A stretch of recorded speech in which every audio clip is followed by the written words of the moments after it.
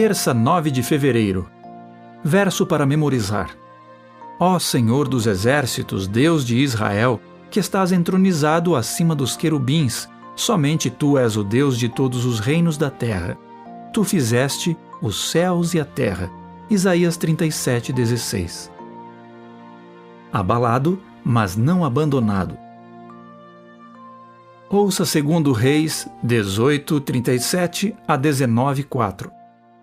Então Eliaquim, filho de Hilquias, o responsável pelo palácio, e Sebna, o escrivão, e Joá, filho de Asaf, o cronista, voltaram para junto do rei Ezequias, com as suas roupas rasgadas, e lhe contaram o que Rabsaque tinha dito. Quando o rei Ezequias ouviu isto, rasgou as suas roupas, cobriu-se de pano de saco e entrou na casa do Senhor.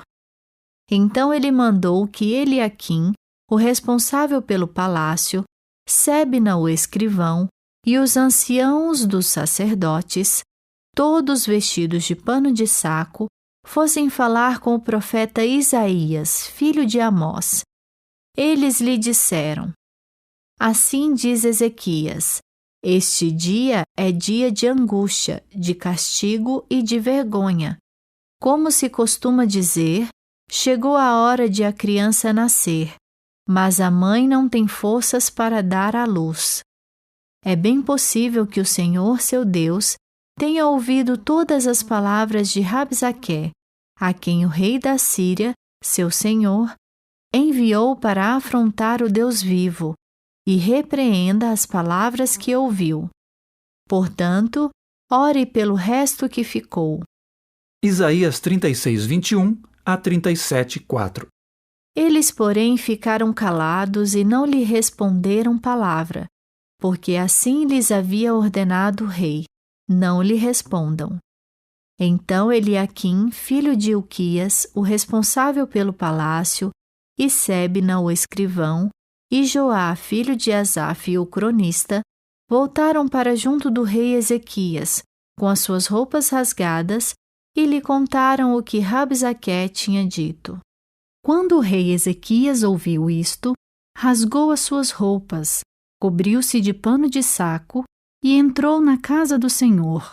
Então ele mandou que Eliaquim, o responsável pelo palácio, Sebna, o escrivão, e os anciãos dos sacerdotes, todos vestidos de pano de saco, fossem falar com o profeta Isaías, filho de Amós.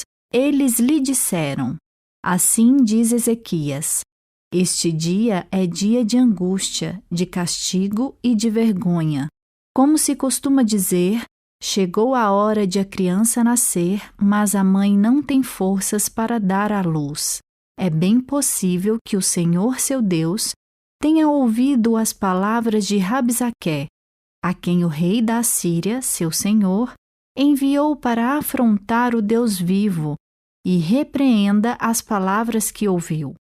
Portanto, ore pelo resto que ficou. Pergunta 5. Como a inteligente oratória do Rabsaque impactou Ezequias e seus oficiais?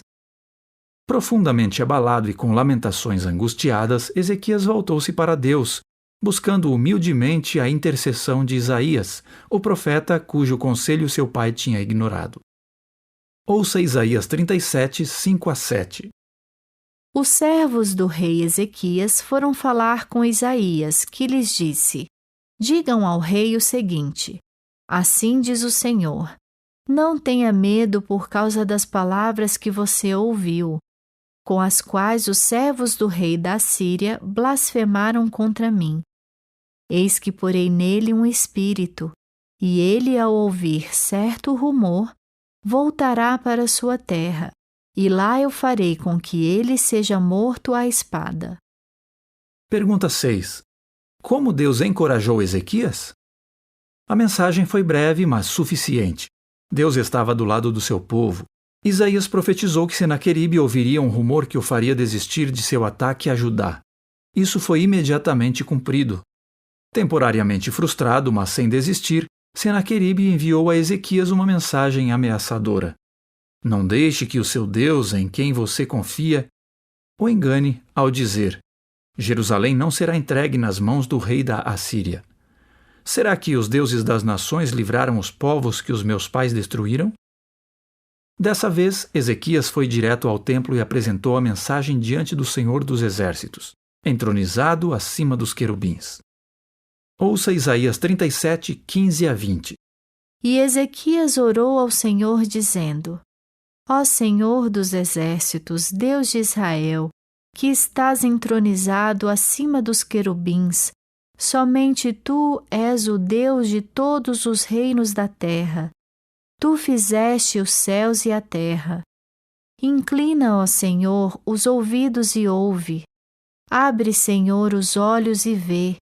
Ouve todas as palavras de Senaqueribe, as quais ele enviou para afrontar o Deus vivo.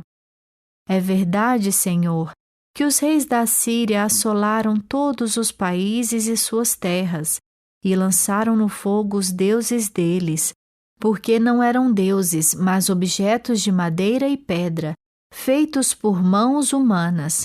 Por isso, os destruíram.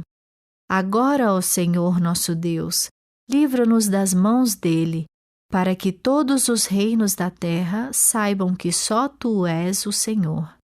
Pergunta 7. Como a oração de Ezequias identifica o que estava em jogo na crise de Jerusalém? Senaqueribe atacou intencionalmente a defesa mais forte de Ezequias, a fé em seu Deus.